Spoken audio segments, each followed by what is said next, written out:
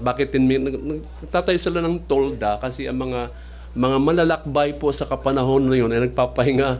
Kaya kailangan nila magtayo. And then nag-uupa sila. So yun po ang tent making ni Paul. Sa kapanahon na noon, itong mag-asawa na ito ay talaga na-exile mula sa Roma.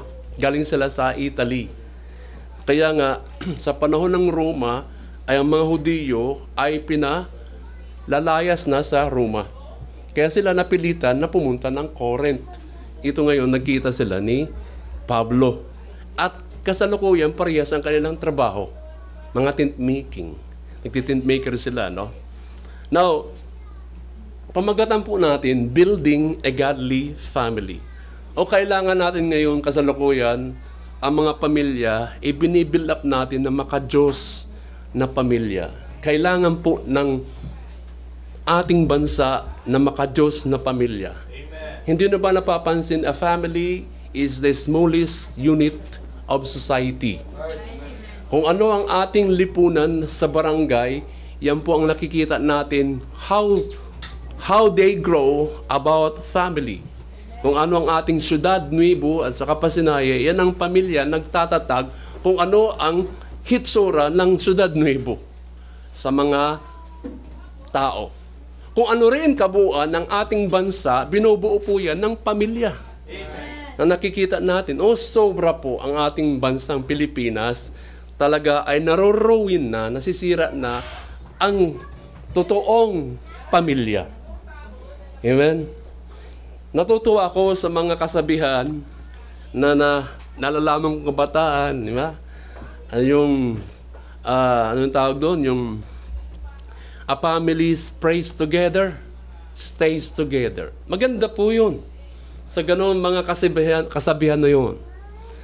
Kasalukuyan, ang pamilya po, hindi na nakikita yung maka-Diyos na pamumuhay sa loob ng tahanan.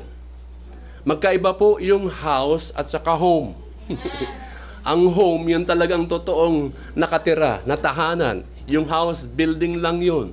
Gaano man kalaki ang bahay, pero yung, di ba, ang nakatira naman doon ay kwago. Yung mga kasabihan noon, naalala niyo yun? Aanim pa ang bahay na malaki kung ang nakatira man. Nabato, ang nakatira man doon ay puro gwapo. Kwago. Building a godly family. Ang aking panalangin sa mga bawat pamilya dito sa ating church, na makita ko na tayo talaga ay nakasentro sa pagtatatagpo ng pamilya. Mayang people, isip-isip ka muna, timbang-timbang muna. Sa kasalukuyan ngayon, mahirap ang magpamilya. Amen. Amen. Mahirap. Kailangan itatag mo muna ang future mo. Hindi madali magkaroon ng pamilya. Amen. Mahirap ngayon ang buhay. Di ba? Kahit anong pagtsatsaga, ganun pa rin. Nasa Lazada lahat ang mga utang. Lazada. Nasa Lazada talaga. Amen. Napaka pinagpala ang mga Shopee at Lazada. So, ang mga pamilya po, ito po ang sentro po ng plano ng Panginoon.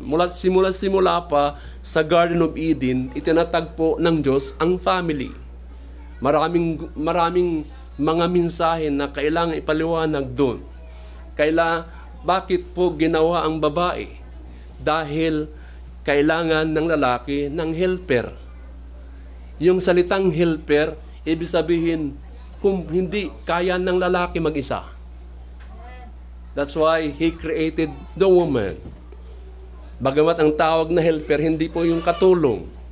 It is the completion of the man. The woman is the completion of the man. Kaya, kumpleto na ngayon pag nakahanap ka ng babae. So, families are the central God's plan for His children. Sa kanyang mga nilikha. They are the fundamental building block of a strong societies. Kaya kung anong nakikita natin sa bansang ito, yan ang pamilya ng Pilipinas.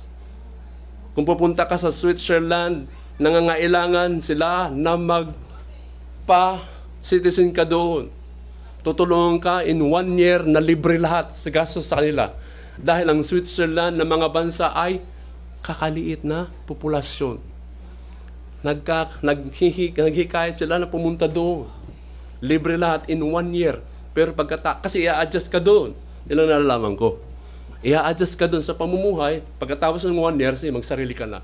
Magtrabaho ka doon. May mga bansa na ayaw nila ng madaming populasyon. Sa Norway. Amen. Hindi sila doon family planning. Family planning sila. Dito sa Pilipinas ay family planting. Families are where we can love and learn and how to love one another. Doon po nagsisimula po ang pamilya. Oh, I'm amazed. Namimiss ko ang aking mga magulang din. Ang pamilya po, kung saan makikita natin kung paano nararamdaman mo ang pag-ibig. Amen? At kung paano ka matutong magmahal doon. Amen. Kaya nga, yan talaga napakasentro. Katunayan, totoo lang, ang buhay talaga ay sobrang mahirap. Kaya we need people we can lean on. Na mayroon tayong makakanlungan, masasandigan. Kaya nga itatag natin ang pamilya as a strong family, that the family na mayroon talagang masasandigan at nagmamahalan doon. Siguro, di ko man masabi, ako doon na normal ang mga pamilya wag na tayo doon. Nagliliparan daw yung mga pinggan, nagsisigawan doon, magamat bawas-bawasan natin yung mga ganong tirada. Na tayo talaga pag nag-away ang mag-asawa ay talaga naman. Hindi dapat yan ganyan. Katunayan, ang home is a safe haven where we can get advice. Safe haven, ibig sabihin, ligtas po na kanlungan na kung saan makakakuha ka ng counsel, advice, payo, makakakuha ka ng suporta, makakakuha ka doon ng yakap, makakakuha ka kung saan kinakailangan. Yan po ang pamilya. Papaano itatatag doon yung pamilya mo? Kailangan magkaroon ka na isentro mo sa spiritual na bagay. Dahil nilikha po ang family ng Diyos. Amen. Families are our greatest sources of joy. Now, pinagkukunan natin ng galak at kasiyahan. Na kung saan we can learn and grow mature. Pray natin ang ating pamilya. Ako, nagpipray ako. Talaga nangihina ako. Lord, tulungan mo ako maging tatay sa pamilya ko. Dahil ang tatay sa Bible is a good provider.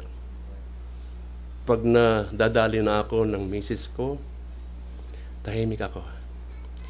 Lord, tahimik ako. Wala akong ganun. Dito lang ako kumikita sa church. Amen? Amen. Kaya minsan, nakakapagliwaliw lang ako sa Samar. Nakakauwi ako doon. Kaya dito, pag nagmamadali ako punta rito See? Para mag-soul winning, para pagpastoran kayo. Kasi wala akong sapat na kita. Malaki man ang aking kita, pero wala akong kita na ganun. Kaya suportahan din nyo ako. Amen? Amen. Meron na akong magka-college. Papaano ang tuition fee? Sabi ko nga, salamat, 2 lang. Wala pa akong ganun na mga anak na ganyan. Meron akong kaibigan doon na paso sa Samar. Sabi niya, ay, mahirap mag-mission. Nagsisimula pa lang siya. Ang mga anak, ang dami. Napilitan akong mag-sideline. Naglasada, ano-ano na lang. May college na kasi ako, tatatlo. Blessing naman, pinagpala, nakagraduate. Kasi tumutulong na rin yung mga anak. Amen po ba? Nawa, matulungan ako na maging tatay sa pamilya. Matulungan ako na maging nanay sa pamilya ko. Alam ko, meron tayong mga gift na pinagkaloob sa family, sa mga anak. Amen? Alam nyo, gawin ko na lang sa isang joke. Amen? Diyan ba kayo? Amen. Meron 2 mga bata na mga lalaki, magkapatid, 7 years old and 9 years old. Itong dalawang bata, sobrang napakaloko sa kanilang barangay. Kilala as in sa mga kalukuhan. At anumang mga nangyayari sa kanilang barangay, silang dalawa ang sinisisi. Now, ang mga parents sa huli nagkasundo na dalhin itong mga anak nila sa pastor. May simbahan sila eh. Wala naman sinabi na Baptist. So ito ngayon, ang pastor, una-unang kinausap yung bunso. 7 years old. Pinapunta doon sa office ng pastor. Siyempre, ang pastor, spiritually, tinanong yung bata, where is God? Nasaan daw yung Diyos? Tinanong, nakaupo ang bata, nataranta siya, nagulat siya eh. Nasaan ang Diyos? Tingin siya sa ilalim ng lamesa, tingin siya sa sulok ng mga, lahat tiningnan. Taas, baba, taas. Sabi niya doon, I don't know, pastor. Pangalawa, tinanong ulit ang bata, do you know where is God is? Tumingin ulit siya sa lahat ng mga bandang sulok sa office. Sabi niya, hindi ko alam, pastor. Sa galit ng pastor, sinigawan niya na sa harapan ng mukha ng bata, nasaan ang Diyos? Where is God? Sa takot ng bata, tumakbo palabas. Kung saan na andun ang kapatid niya, 9 years old. Nagulat yung nanay sa hinila ang kapatid niya na lalaki yung kapatid niya 9 years old. Tara, kapatid! Halika nga dito, punta tayo sa labas. Sabi na, we're in great trouble. Nasa problema tayo ng malaki. Bakit?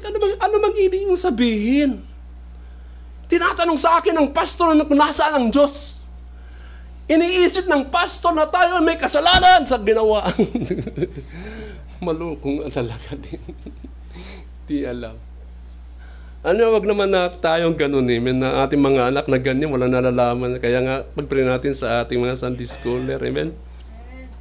Alam niyo po, ang institution of family at ang kanyang values of the family are under attack sa kasalukuyan ngayon. Hindi napapansin. Malalaman na lang natin na sobrang alarming yung high rates, yung survey, yung percentage na ang family ay nagkakaroon ng breakdown, kakahiwalay. Wala pa dito di ba? Divorce. Andun ay pasok na sa yung divorce. Meron lang humahadlang. Dito meron lang tayo dito yung annulment. Minsan yung family, yung ating mga anak sobrang napaka-disobedient children. Alam natin, nawa ang mga anak natin mabasa at maintindihan yung Ephesians 6:1. Diba? Children, obey your parents. For hindi yan mali. This is right. At mayroong pang pangako na blessing. Hahaba ang buhay ninyo. Kasi wag naman yung ating mga anak sobrang na napakatigas ng kukuti. Na laylay na yung dala mo. Amen? Kasi noon, kapanahonan natin, naabutan natin yung tingin lang ng mga magulang natin, alams na natin. Amen. Ngayon, labas na, tanggal na yung dila mo, wala pa rin. Tingnan yung ating pamilya. Pag may mga bisita kami, titingnan lang kami ng magulang namin, labas na kami, punta sa kwarto, lalo na kami doon. Yan yun. Pag dumadaan ka sa harapan ng talagang hindi mo sila may istorbo eh. Yung mga kapanahonan noon, hindi mo may istorbo yung mga tradisyon natin noon.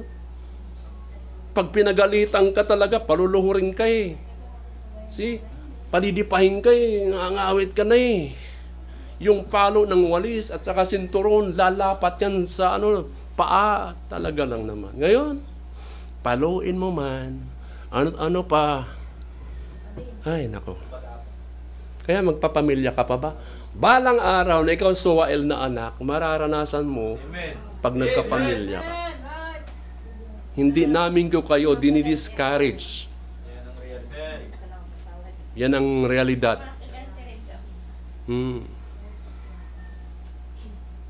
Kasalukuyan din talaga ang relasyon. Marami yan, yung husband and wife. Talaga maraming mga problema. Amen? Na gusto kong sabihin ninyo, the only solution for the family is God. Amen. Diyos lang ang solusyon. Kaya sa pamantayan ng pagpapamilya, harapin mo ang katotohanan, hanapin mo sa Biblia, dahil ang solusyon lang talaga ng mga problema sa family, ang Diyos lang magbibigay ng solusyon. Amen. Nawa makatulong ito sa atin. Number 1 outline. 3 ng outline ko. Amen. Now, ano ba ang pagtatatag na isang makadiyos na pamilya? Number 1, makinig kayo, a godly family, dapat ligtas silang pamilya. That is ito ay napaka-basic na paniniwala na sa atin bilang isang pamilya. Kung ninanais mong subukan na itatag ang makadiyos na family, dapat umpisahan mo na yung mga anak mo na ikaw mismo magulang, ligtas ka. The foundation is that everyone in the family needs to be saved. Kaya kung ang ating mga pamilya, ang ating mga magulang, na minsan hindi sila ligtas, paano nila matuturuan na makadiyos ang kanilang mga anak? Dapat marami tayong alam spiritually. Yes, kailangan nating kumita. But the first priority sa gawain ng pamilya is spiritual. Una-una, maligtas ang anak mo, ang asawa mo, ikaw mismo din.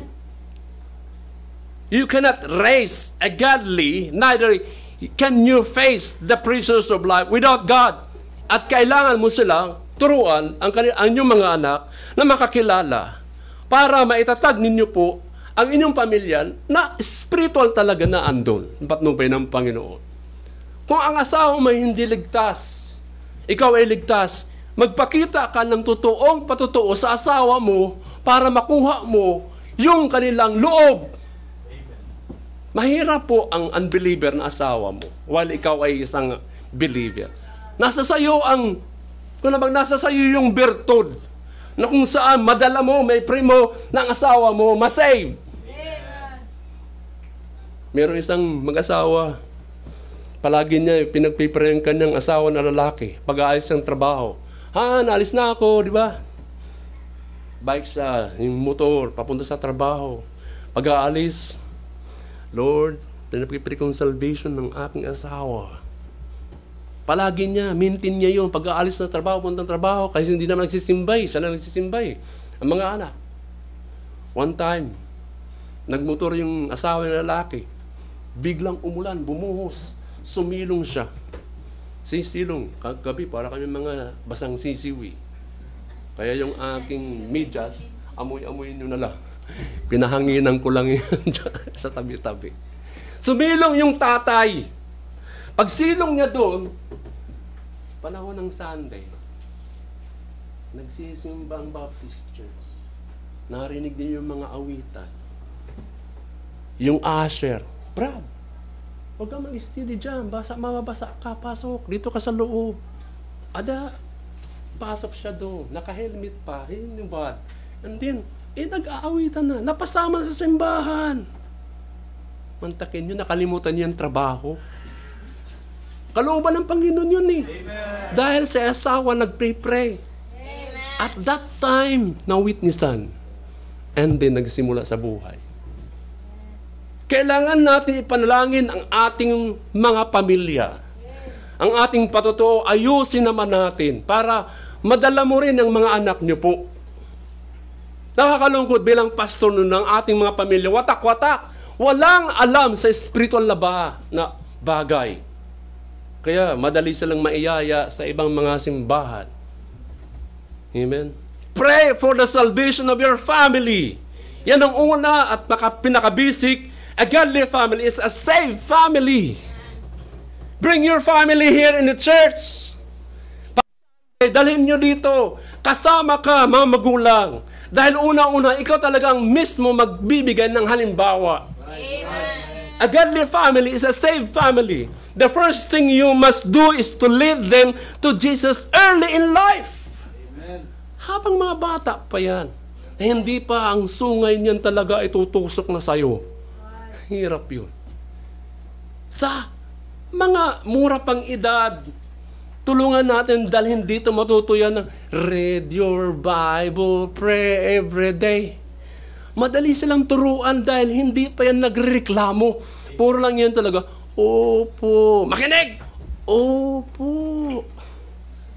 Pag lumaki na yan, talaga lang, susungayin na tayo eh. Wala nang galang sila eh.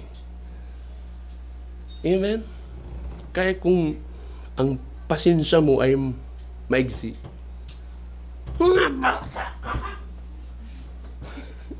yung superintendent namin sa church, talaga, tinatabihan ng pasikrito yun, yung superintendent namin na babae. Ikaw, makinig ka ha? Kinukur talaga yan dito eh. Amen? Unang bagay na dapat mong gawin, i-lead them to Jesus. Amen. I-share mo siya. Dali mo sa church. Kung hindi mo kaya, mag-share. Ipaliwanag mo ang plano ng kaligtasan sa kanila sa isang simpleng pagpapaliwanag. Makilala nila ang kanilang sarili na makasalanan at kailangan mapatawad sa pamamagitan ng pagsisisi ng kasalanan. Papasukin nila si Jesucristo sa puso na gawing tagapagligtas Panginoon. Simple. Amen. Hindi mo ba alam, madali sila makakatch up, even i-memorize ang words. Tayo mga adults, wala na eh. Ano ba yun? Eh? Teach them, instruct them in God's word. So simple. Saan ba mahirap doon? Wala tayong patience to teach them. Yun lang. Mahirap talaga magturo. Tingnan nyo, pag nagmumodule, bahala ka na! Ang gagawin ng anak, cellphone, layas, dahil module eh. Ikaw magulang, wala ka ring alam. Wala kang patience sa module. Mahirap nga talaga eh. Ikaw ang grade 1 lang ang naabot mo din. Basa lang. Oh, ano yan? Ano ikaw lang magbasa ha? Kaya nga turuan natin, especially spiritual. Teach and instruct them in God's word. Gawin mo ito sa lahat ng mga panahon. Alam mo kung mababasa ni Deuteronomy chapter 6? Turuan natin ang ating mga anak habang ikaw naglalakad, kayong mga magulang at mga anak, habang ikaw kumakain, iparinig mo sa kanila yung prayer mo. Ipakita mo sa kanila na nagbabasa ka ng Biblia. Habang ikaw nagbabasa ng Biblia, i-share mo sa kanila kung ano man yan. Kantahin mo ang books of the Bible. Iparinig mo sa kanila, magmumula yan sa inyo. Amen? Gawin ito sa lahat ng mga panahon, sa pamamasyal, sa kainan, sa umaga, sa gabi, bago matulog. Magparinig ka, iparinig mo sa, ipanalangin mo, Lord, salamat sa gabing ito. Salamat, gisingin niyo kami sa umaga. Ganun na kasimple. Salamat sa pagkain na meron kami, ibinigin mo sa amin. Ganun lang. Ipakita mo yung mga bagay na yan upang ang mga anak umaligtas at maging halimbawa ka talaga eh. So simple. Hindi yan magsisimba unless na ikaw rin magsimba. Hindi yan magiging matapat sa pagsisimba kung hindi ka rin magiging nasa atin ang ating pag-asa. Kung ating mga anak at ang ating pamilya gusto mong maligtas. Amen. Ang bihira oh. Kaya nag-witness ako eh. Diba ang anak mo mamatay? Mama, dito ako sa impyerno. See? Kaya nga dito lang tayo nakikita-kita sa family. Diba? Yung galit mo sa anak mo dahil nga masuwail. Sa impyerno, hindi mo na masasawa yun. Sa langit, hindi mo na masasawa yun. Dahil nga, magkakapatid na yun sa langit eh. Sa impyerno, punta sila doon, ikaw papuntang langit. May ano tayo eh, pagkukulang, harap ka sa Panginoon, nadala mo ang dugo, bahid sa kamay mo ang pagsisisi sa Diyos. Na hindi mo kasama ang asawa mo at ang mga anak mo. Kaya the first thing we must do, a godly family is a saved family. Pangalawa, amen? Natapos na. Ilan ba to? Ay, 6. A godly family is a serving family. Serving family. Serving family. Ano mo doon? Serving family. Ang ating text sa verse 18, itong mag-asawa na to, si Aquila at Priscilla, Acts 18 verse 18, sabi doon, and Paul, after this tarried, there yet a good while, and then took his leave of the brethren, and sailed thence into Syria, and with him Priscilla and Aquila, having shorn his head in Cenchrea, for he had a vow. Dito po, nakasama na ni Pablo ang mag-asawa na si Aquila at Priscilla sa ministry. Naglilingkod siya ng dalawa na mag-asawa Kasi missionary si Paul So naglilingkod na sila. Now, ang ating pamilya, lahat tayo naglilingkod. Amen. Yan talagang makadiyos na pamilya. They are saved now. Nawitnessan muna. Now, they are getting involved in the ministry. They are serving God in whatever way they can. Turuan natin sila maglingkod. Ministry. Sa paghuhugas ng ating mga anak, ministry sa church. Sa kailangan ko ng mapper dito. So, kailangan natin, sa simple lang na paglilingkod. Paglilingkod na yan Hindi nyo ba napapansin? Di ka man akma sa pag-awit. Dahil ang busis natin. Amen. O hindi ka man akma na ayon sa pag-preach ng gospel. Kundi alam ko, binigyan ka ng gift, kaloob, upang paglingkod sa Panginoon. Tingnan nyo, itong mag-asawa, kung meron man sila anak, sumasama sa gawain. Regardless of what our job, ano man mga trabaho natin, as a family, we must strive God, help others, win souls, or sa Panginoon, help people to grow. Yung ating mga anak, para maglingkod, ay para din lumago. Yan ang purpose Huwag nating hayaan ating mga anak na sa labas, nagagamit ng sanlibutan. Gayahin natin si Joshua. As for me and my house, we will serve the Lord. Yan ang kanyang paninindigan.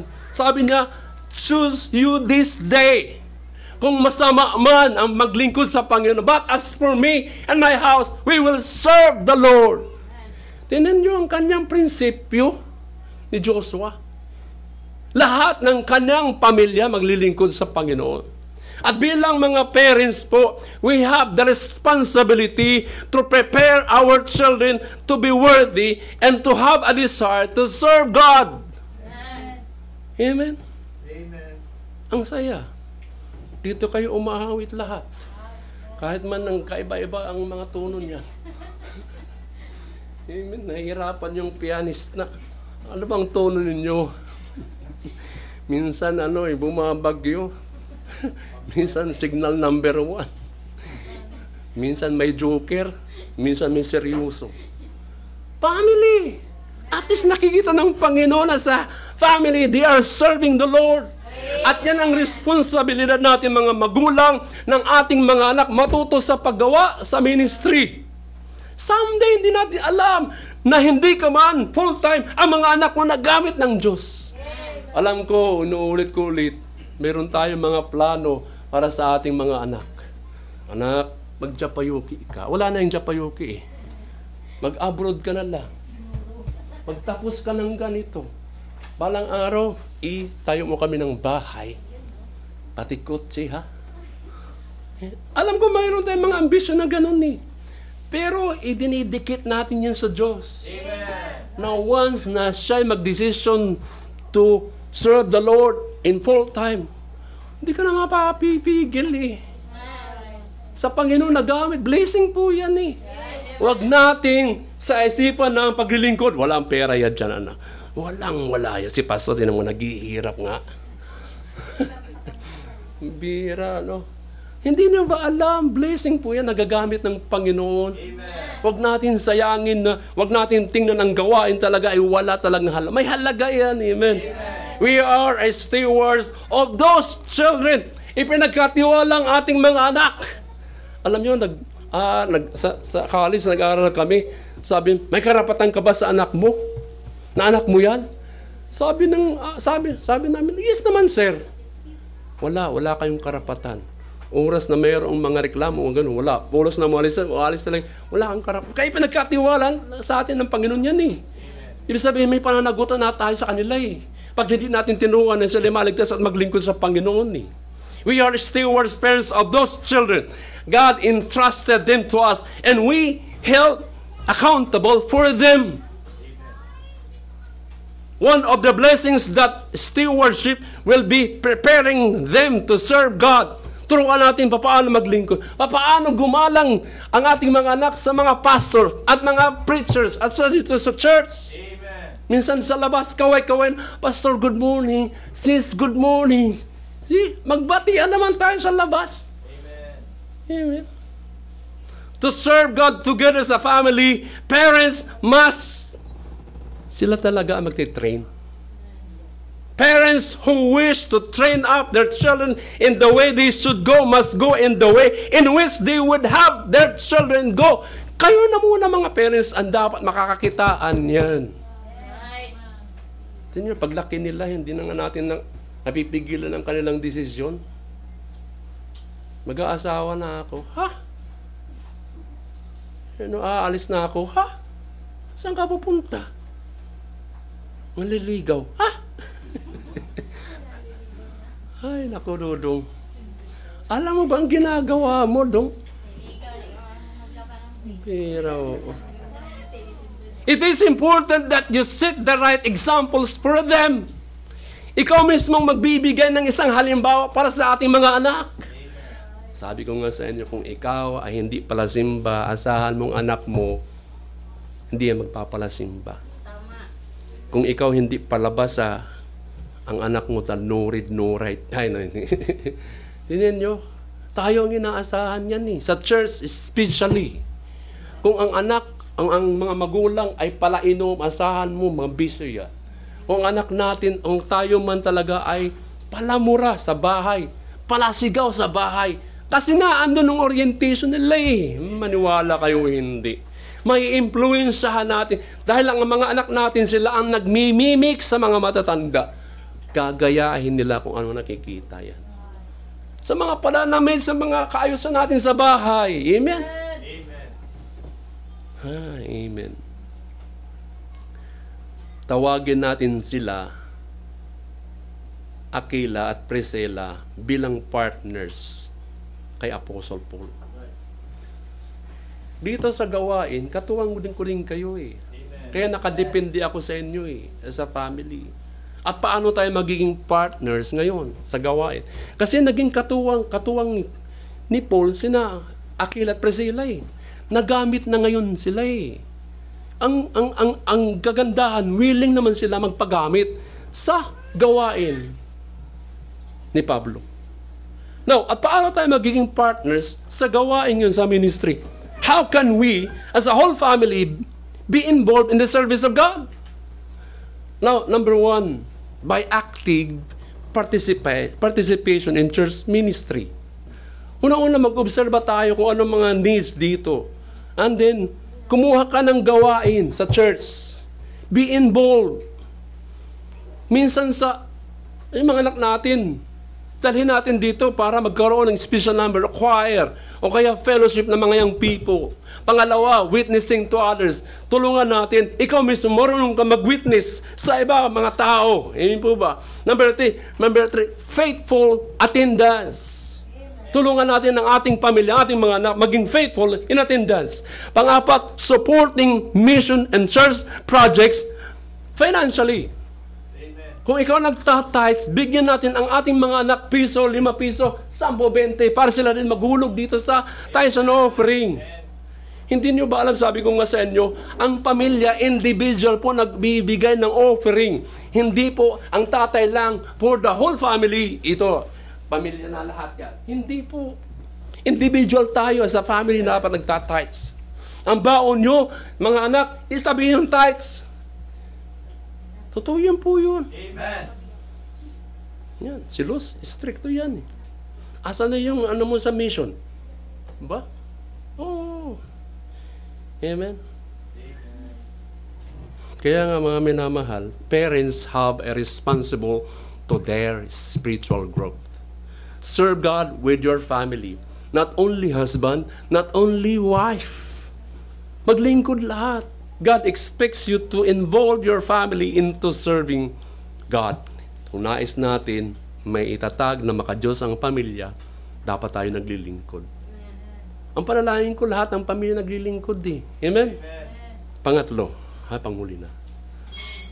A godly family, is a worshiping family. Romans 16. Tingnan natin ano bang nangyari dito sa mag-asawa si Aquila at saka si Priscilla. Romans chapter 16 sa verse 3 hanggang 5. Diyan na kayo? Sabi ni Paul, ang chapter 16 sa Romans ay mga pagbati yan ng mga Kristiyano. Tingnan na isa-isa niya yung mga nakasama niya. Dito si Priscilla. Greet Priscilla, verse 3, and Aquila, my helpers in Christ Jesus. Tumulong eh. Naging partner siya sa gawain, mag-asawa. Who have for my life laid down their own necks, and to whom not only I give thanks, but also all the churches of the Gentiles. Verse 5. Likewise, greet the church that is in their house. Salute my well-beloved Epaphras. Alam niyo kagandahan ni Aquila Priscilla? Hindi lang tumulong kay Pablo sa gawain sa mission. Now, ang mag-asawang Aquila at Priscilla, ang kanilang bahay, ginawang simbahan na.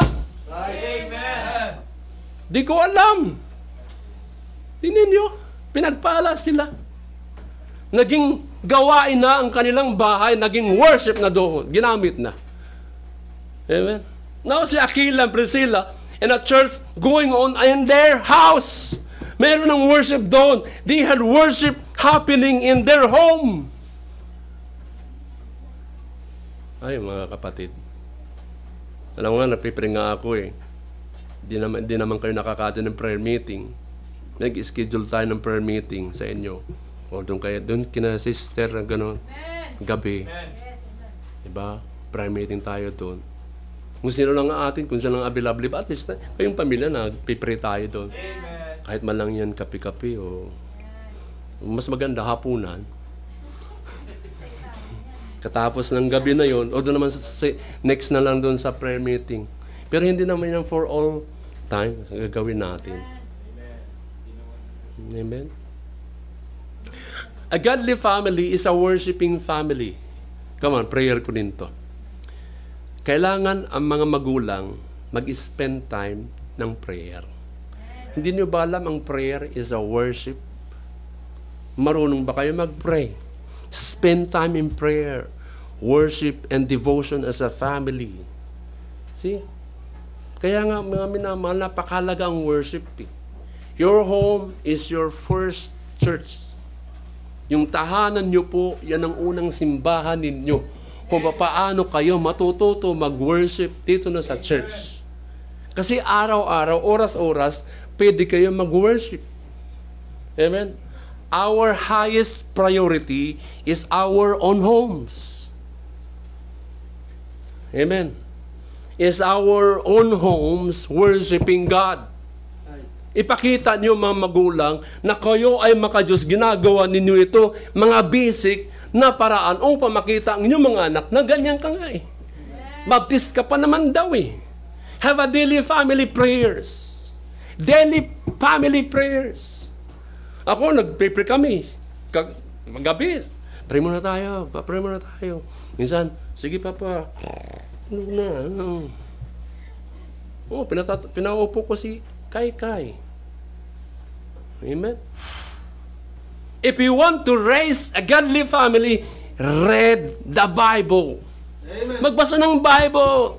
Read the Bible together. Alam niyo po, ang pastor class, kasalukuyan nga meron sa mga apo, yung mga Amerikano. Nakita ko sa FB, nagpo sila. Yung mga apo niya, sa isang lamesa, nag-game sila.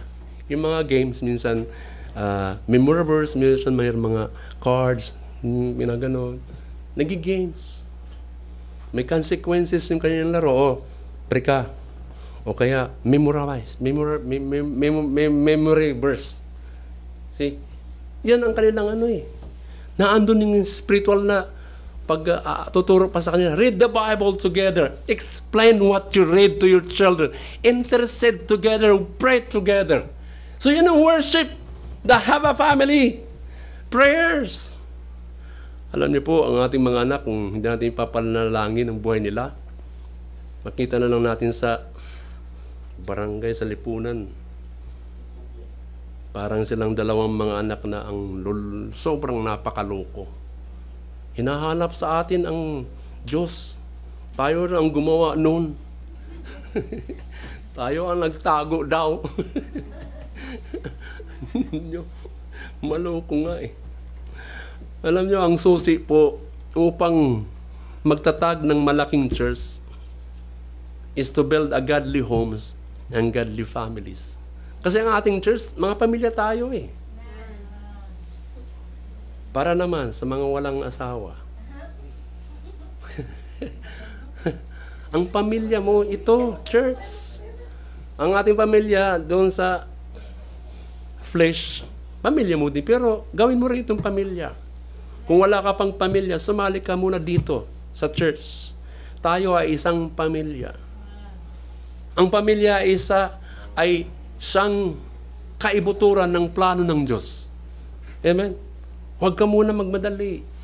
I-orient mo ang family sa church dito po. At naniniwala ako, may plano ang Diyos na magkakaroon ka ng pamilya. Huwag mong pabayaan ang iyong pamilya. Turuan natin sila sa katuruan ng mga salita ng Diyos. Kayahin natin si Joshua, but as for me and my house, we will serve the Lord. Para sa mga people na wala pang pamilya, mag-pray. Lumago muna kayo spiritually. Kung meron naman kayong ganyan, isentro niyo yung relationship ninyo sa pamilya, sa church, sa spiritual. Huwag lang kayo palagi mag-dates. Amen. Kung kayo nag-dates, mag-devotion kayo. Halala ko nga si Roger Yun nyo, by calling, naliligaw siya Ba, pag umaga, pag gising, mahagik lang ako ng tawa Ang ating devotion ngayon, kausap na yung kanya nililigawan. Ang ating devotion, ang title ng ating devotion ngayon, Decision. Commitment. Sabi ko, decision, commitment na. Hindi niya nagdi-devotion. At napapakanta niya yung babae. Nagigitara marunong. Yun yung spiritual si Roger. Yan ang date nila Hindi lang puro, pag nag-date kayo, ang ganda ng kilay mo. Huwag namang ganun. Diba? Oy, ano mo? Diba? See? Isentro ninyo ang relationship spiritual pa din. Hindi po ba? Kaya sa ating church, every family na meron tayo ngayon sa buhay, yan tayo sa church. Amen. Amen. Amen. Nawa, panalangin ko bilang pastor, maging makadiyos po tayo lahat. Amen. Na makikita sa mga kapitbahay, special ang Panginoon, ang blessing po as a family, na andun tayo, a godly family. Itatag po natin ang ating mga sarili na makadiyos sa Panginoon. Amen? Yung closing. Pagtatapos. Amen? Marahil na andito ka nakaupo ngayon bilang isang pamilya. Maaari at pwede po gawin ka ng Panginoon yung pamilya mo na makadiyos. Panalangin natin na ang pamilya mo ay makadiyos. Amen po ba? Naway panalangin natin. Marahil ikaw ay single ngayon. God is faithful and how you can give a godly spouse and raise a godly family through you. Amen? Amen. May pag-asa pa. Amen. Nandiyan pa. And I believe that God can give you a godly spouse. Do everything you can do to serve God. Maintain the godliness and worship in your life and homes. Ang result nito, ang Panginoon pagpapalain tayo. Amen? God will bless you and use you as a family. Amen? Kaya tayo minsan, ang ating pamilya talaga ay napakasentro ng plano ng Panginoon yan. Tayo na tumayo, tayo manalangin. Now, tayo pumikit, tayo po magkaroon po ng challenge, minamahal. Alam ko, marami tayong prayers sa mga pamilya natin, sa individual. Ngayon po, anong plano mo sa pamilya mo? Ang tanong ko, saan mo sila dadalhin yan? Saan mo sila dadalhin? Dadalhin mo ba sa marangyang buhay? Walang masama doon. Pero ang pinakasinto talaga, dalhin natin sa kalooban ng Diyos ngayon. Kung paano ang ating mga anak as a whole family na talaga matatatag yan, na maka-Diyos, na marunong manalangin, marunong rumispito, marunong magmahal sa Diyos, marunong magmahal sa church, marunong magmahal sa mga makalangit na bagay. Panalangin mo ba yan? Kaman ito yung pagkakataon. Ipag-pray natin ang pamilya natin. Na minsan hindi na natin nakukuha ang loob ng ating mga anak dahil tayo rin ang pabaya. Nagkakaroon ba kayo ng prayer lahat-lahat together? Nagbabasa ka ba ng Biblia sa mga anak din? Kayo ba ay hindi disobedient sa mga magulang? Nagkakaroon ba kayo ng pagmamahalan, nagpapatawaran, nagkakaroon ng yakapan, hugs, and then nagtutulungan? At sa huli, bilang buo kayong pamilya, sama-sama ba kayo na matapat, naglilingkod sa Panginoon? Panalangin niyo ang inyong pamilya. Kung meron man hindi pa naliligtas sa ating pamilya, ang Panginoon pa rin mag-work out. Ang Panginoon pa rin magbabago sa mga pamilya natin. At ang Panginoon pa rin ang mag-bless sa atin. Sige po.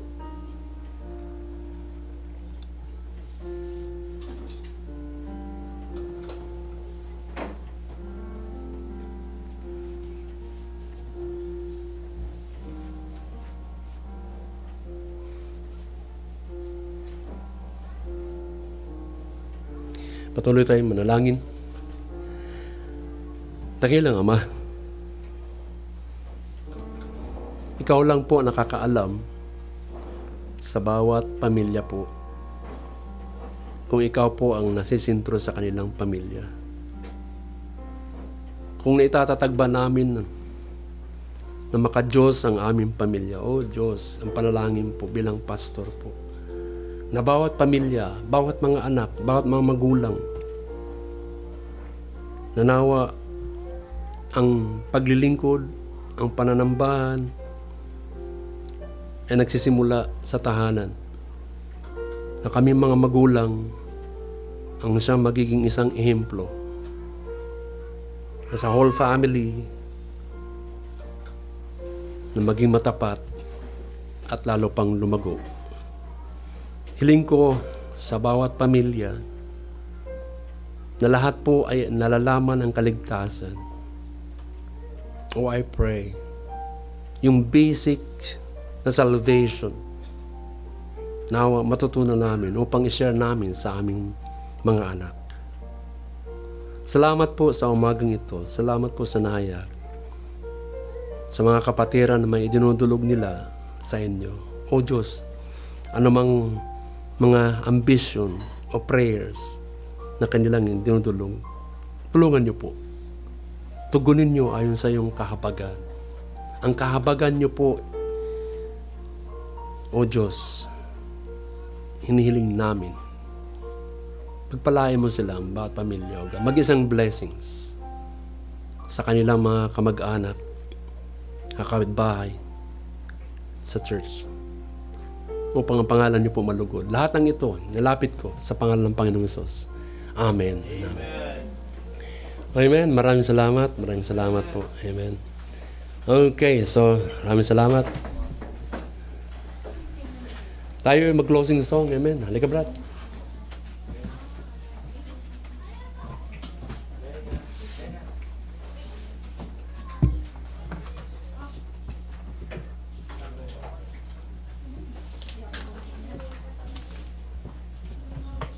Amen.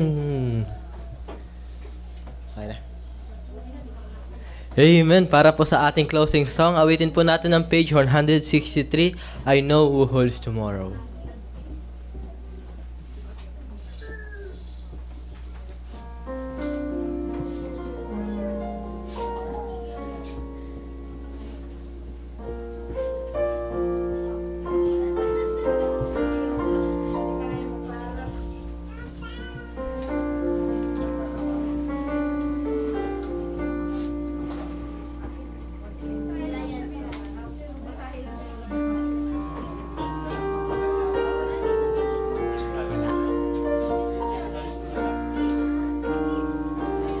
Sige, alam nyo na daw po yan eh. Kantayin na natin, wala daw pong lyrics eh. Wala na din hymnals.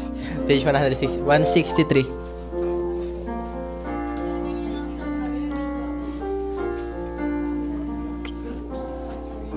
Yeah.